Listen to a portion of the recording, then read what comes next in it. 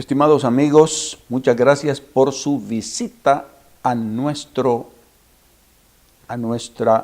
página de internet, laespadadelabiblia.com. Ahora sí vamos con programas con intervención bíblica. La primera intervención, recordarán, fue la presentación de nuestros programas, pero ahora vamos al grano. Comenzaremos con la primera parte del artículo, una animada conversación sobre los 10 mandamientos. Esta comunicación es en referencia a las cartas enviadas a la cuenta de Facebook de mi hija hace unas cuantas semanas por David Rosenthal y Virgil Illa. El tema era sobre si el séptimo día, sábado, todavía puede ser guardado o debe ser guardado por los cristianos, o si ha sido cambiado al primer día de la semana, domingo. Es más, sobre si los 10 mandamientos ya no son válidos y su observancia ya no es necesaria. Revisando las Escrituras, vemos que en 2 de Samuel, en el capítulo 6, se narra lo que sucedió a Usa, hijo de Abinadab, cuando el arca de Dios estaba siendo transportada de la casa de Abinadab a Jerusalén. La Biblia nos dice que el arca había permanecido en la residencia de aquel sacerdote y sus hijos en Baalá de Judá por un periodo de 20 años, después de ser devuelta por los filisteos. Primera de Samuel 6, 1 a 21 y 7, 12. Aunque Usa seguramente estaba enterado que Yahvé había herido de muerte a 50,070 hombres en Bet-Semes, porque habían osado mirar dentro del arca de Dios, ciertamente después que la manosearon para abrirla. Primera de Samuel 6:19, Usa, aparentemente con buenas intenciones, extendió sus manos hacia el arca de Dios para sostenerla cuando ésta se tambaleó al tropezar los bueyes que alaban el carruaje en que era transportada. Segunda de Samuel 6:6. El siguiente versículo declara: y el furor de Yahvé se encendió contra Usa y lo hirió ahí Dios por aquella temeridad y cayó ahí muerto junto al arca de Dios.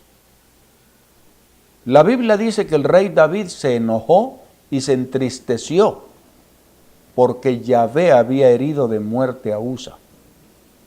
Nosotros también nos hubiéramos entristecido.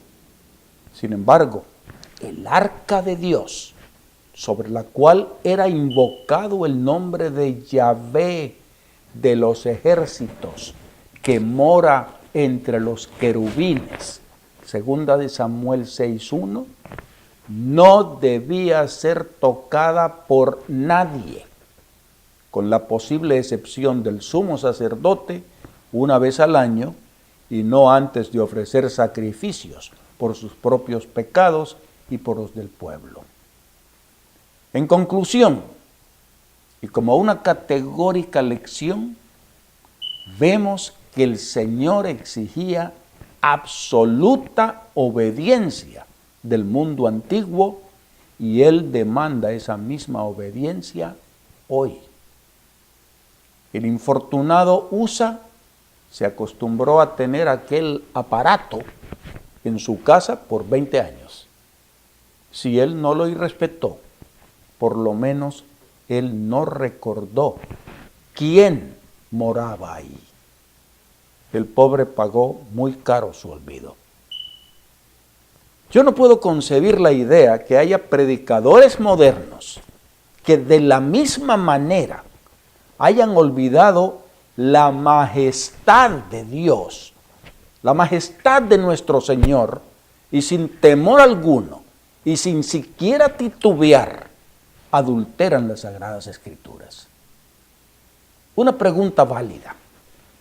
¿Está el Señor presente en las congregaciones que son deliberadamente desobedientes? Realmente no deseamos aparecer como radicales, pero consideramos que es nuestro deber presentar a nuestros hermanos y amigos lo que las Sagradas Escrituras expresan sobre el supremamente importante tema de si nuestro Señor está presente en las congregaciones o en los esfuerzos evangelísticos a través de medios de comunicación de aquellas organizaciones judeo-cristianas que abiertamente y respetan la voluntad de Dios al tratar de cambiar mandamientos de su ley, o si la promueven íntegramente, no hacen gran esfuerzo en conducir a las feligresías a apegarse a esos estatutos. Nuestro Señor evidentemente está presente y estoy seguro que muy feliz cuando un grupo de sus buscadores está reunido en su nombre.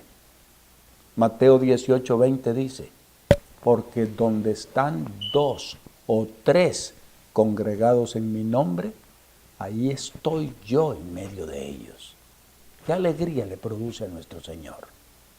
La Biblia también provee textos que, en mi opinión, dejan una puerta abierta salvadora a aquellos millones quienes, creyendo que están obedeciendo en su adoración, aunque en realidad han desobedecido por error, por engaño o por ignorancia, recibirán perdón de nuestro Señor, Dios más que justo. Algunos de estos textos incluyen a Ezequiel 45:20. Así harás para los que pecaron por error o por engaño, y harás expiación por la casa. Hebreos 9:7 declara, el sumo sacerdote, sangre, la cual ofrece por los pecados de ignorancia del pueblo. Es importante notar que estas personas o no recibieron de sus maestros la doctrina, o se les enseñó error, o aún peor, fueron engañados. Por supuesto que su deber era escudriñar las Escrituras por sí mismos, pero eso no exime de responsabilidad a sus maestros. Primera de Reyes 9:1-8 dice, cuando Salomón acabó la obra de la casa de Jehová, Jehová se le apareció a Salomón por segunda vez y le dijo, he santificado esta casa que tú has edificado para poner mi nombre en ella para siempre. En ella estarán mis ojos y mi corazón todos los días. Y si tú andas delante de mí, haciendo todas las cosas que yo te he mandado y guardando mis estatutos y mis decretos, yo afirmaré el trono de tu reino sobre Israel para siempre. Pero si obstinadamente os apartáis de mí, vosotros y vuestros hijos, y si no guardáis los mandamientos y estatutos que yo he puesto delante de vosotros, yo eliminaré esta casa que he santificado a mi nombre, la echaré de delante de mí. Cualquiera que pase por esta casa antes sublime, se asombrará y se burlará y se preguntará, ¿por qué ha hecho así Jehová a esta casa? Nuestro Señor Jesucristo es enfático en que obedecer la voluntad de su Padre es más importante de parte de sus seguidores que aún mantener un parentesco con Él. Mateo 12:47-50 dice, le dijo uno, tu madre y tus hermanos están fuera y te quieren hablar. Respondiendo él al que le dijo esto, dijo, ¿quién es mi madre y quiénes son mis hermanos?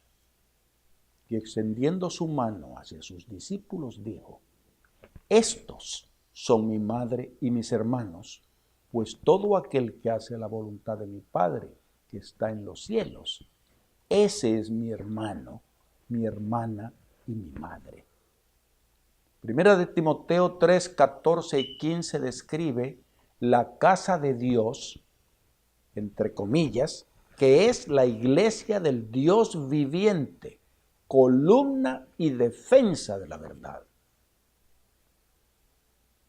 Es triste pensar que, por el contrario, millones de nuestros hermanos militan en organizaciones que por deliberada desobediencia a la voluntad divina son parte de esa confusión llamada Babilonia, citada en Apocalipsis 18, 2 y 4. Ha caído la gran Babilonia, se ha convertido en habitación de demonios, en guarida de todo espíritu inmundo y en albergue de toda ave inmunda y aborrecible. Salid de ella, pueblo mío, para que no seáis partícipes de sus pecados. Para aquellos maestros y discípulos, quienes aún siendo deliberadamente desobedientes a la voluntad de Dios, han sido capaces de hacer algún gran milagro, aún grandes milagros, lo que les llena de confianza. Les recomiendo que recuerden las solemnes palabras de nuestro Señor en Mateo 7:22. Muchos me dirán en aquel día, Señor, Señor, ¿no profetizamos en tu nombre y en tu nombre echamos fuera demonios y en tu nombre hicimos muchos milagros? Y entonces les declararé, nunca os conocí, apartaos de mí, hacedores de maldad. Como podemos ver, Dios no está presente en las congregaciones que desobedecen su voluntad. Nunca debemos olvidar las palabras de nuestro Señor Jesucristo en Mateo 15:9. Pues en vano me honran, enseñando como doctrinas mandamientos de hombres. Les dijimos al principio de estos programas, amigos, que hablaríamos claro, hablaríamos lo que dicen las Escrituras, no lo que piensa la gente, no lo que piensa el pastor, el sacerdote, lo que dicen las Escrituras, y en eso nos concentramos. Con respecto específicamente al cuarto mandamiento, por favor, me dejas compartir con ustedes unos pensamientos interesantes, pero eso lo haremos en el siguiente programa. Muchas gracias por su atención y nos vemos entonces.